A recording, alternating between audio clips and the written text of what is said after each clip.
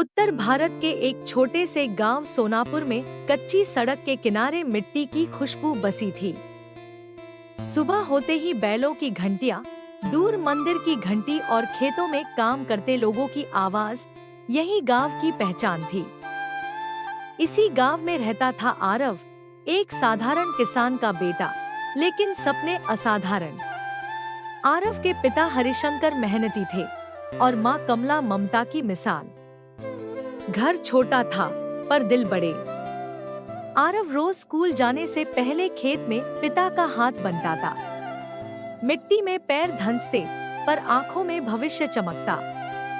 वह अक्सर खुद से कहता, एक दिन मैं इस गांव का नाम रोशन करूंगा। कमला माँ रात को दिए की रोशनी में आरव को पढ़ाती। बिजली अक्सर चली जाती लेकिन हौसला नहीं। माँ कहती, बेटा, पढ़ाई सिर्फ नौकरी के लिए नहीं, इंसान बनने के लिए होती है।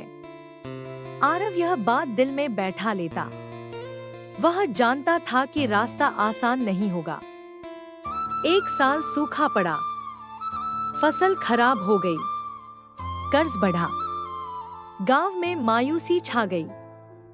हरिशंकर रातों को चुपचाप बैठे रहते। आरव ने फैसला किया, मैं शहर जाकर काम करूंगा, पढ़ाई भी करूंगा। माँ की आंखें भर आईं, पर आशीर्वाद दिया।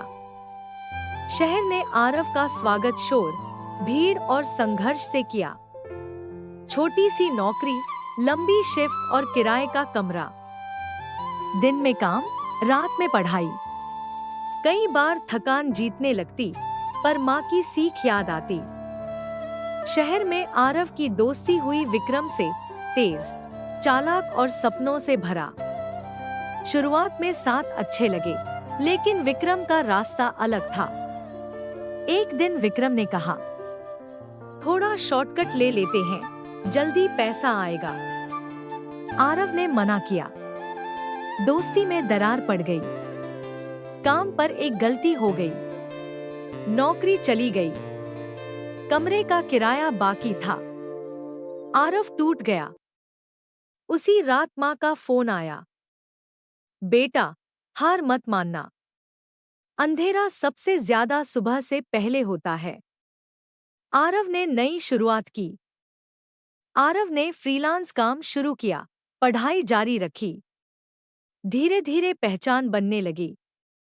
एक प्रोजेक्ट ने जिंदगी बदल दी। पहली बड़ी कमाई आई। आरव ने सबसे पहले गांव फोन किया। कई साल बाद आरव गांव लौटा। कच्ची सड़क वही थी, पर उसकी सोच बदल चुकी थी। उसने पिता का कर्ज चुकाया, स्कूल के लिए मदद दी और युवाओं के लिए प्रशिक्षण केंद्र खोला। विक्रम भी गांव आया, थका, टूटा। शॉर्टकट ने उसे कहीं का नहीं छोड़ा। आरव ने हाथ बढ़ाया। गलतियां सब करते हैं, सुधार जरूरी है। सोनापुर अब सिर्फ गांव नहीं रहा, एक मिसाल बन गया। आरव ने बच्चों से कहा, सपने बड़े रखो, रास्ता सच्चा रखो। यह कहानी हमें सिखाती है कि हालात चाहे जैसे हों, ईमानदारी और मेहनत कभी हारती नहीं।